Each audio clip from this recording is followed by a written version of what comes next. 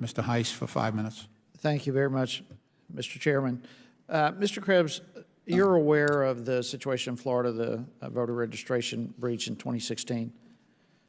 Yes, sir. I'm aware of the incidents of 16 in Florida. As much as you can, to the extent that you can, walk us through what happened. So I think the majority of this conversation would require the FBI to be a part of the conversation as well. FBI was lead on briefing down in Florida and would defer to Mr. Hickey as well. Ultimately, I think what we at my agency are focusing on is ensuring that any victim has the information they need to secure and address the issues with their systems, that we can understand what is happening within those systems and share the techniques that the adversary may be using across those systems. Okay, I want to go there, but first, you deferred, let me go to Mr. Hickey. Just real briefly, 30,000-foot view, what happened? Thank you, sir. The most I think I can say in this forum without deferring to the FBI is that there were 2 counties that experienced intrusions into their systems, and we are confident, based on what they have told us and our own work, that there is no evidence that we have seen that had any impact on the tabulation or counting or recording of votes. Okay, but the fact that the breach took place obviously is concerning to every one of us in here. So going back, Mr. Krebs, into you, between the FBI and DHS, what steps are being taken to try to prevent this from happening again?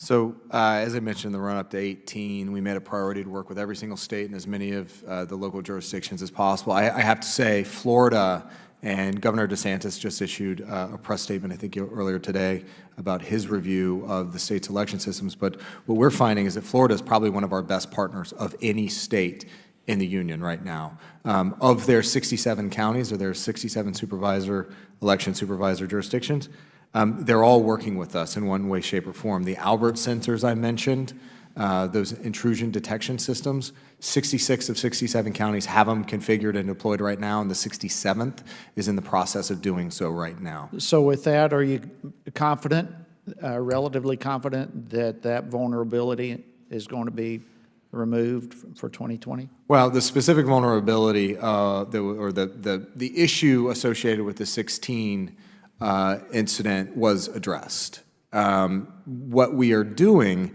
is taking... Was it addressed to the point that the problem has been resolved? That is my understanding. Okay. Yes, sir. So what we've been doing is really focusing on what happened in this case. We have made a significant investment in outreach and engagement, best practices sharing. Spear phishing campaign assessments are one of our top priorities in pushing just awareness that with email comes potential risks. It's really educating supervisors and election officials that there are things that they can do to truly minimize their risk surface. Why has the FBI not disclosed the identity of the 2 counties? Again, I defer to the FBI on that, sir. Mr. Hickey, any idea? I'm just curious.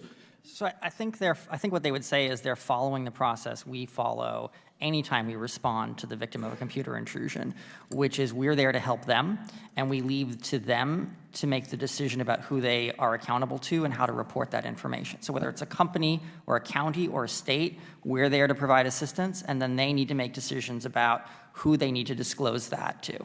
I get that, but we have a right to know, too. This is something that took place in 2016. I mean, we're talking 3 years ago. Evidently, the issue has been addressed. The vulnerability has been closed. We have the right to know, I believe Congress has the right to know who was involved in that as far as counties. The American people need to know. So I expect you to get back with us on this as best you can. Ms. McCormick, let me go to you real quickly. Regarding the money, and I know I brought this up a little bit in my opening statement, the $380 million that is available to help on the states, 80% of that's going to be spent. What kind of concrete ways, how are the states going to use this? About 58% of the money has been used for hardening cybersecurity, hardening the infrastructure. About 34% has been used to purchase new voting systems where needed, and then about 6%, 7% used for voter registration systems. So that adds up to a little over 90% of the money so far. We expect that the states will, straight line projection, spend 85% of that money by 2020. Okay, and one 5-second question, Mr. Hickey. What do you believe is our greatest threat to the election security? Is it hacking? What is the greatest threat? It's how we respond to reports of hacking. Hacking, sir, I think is inevitable. It's how we react to it. Systems that are connected to the internet, if they're targeted by a determined adversary with enough time and resources, they will be breached.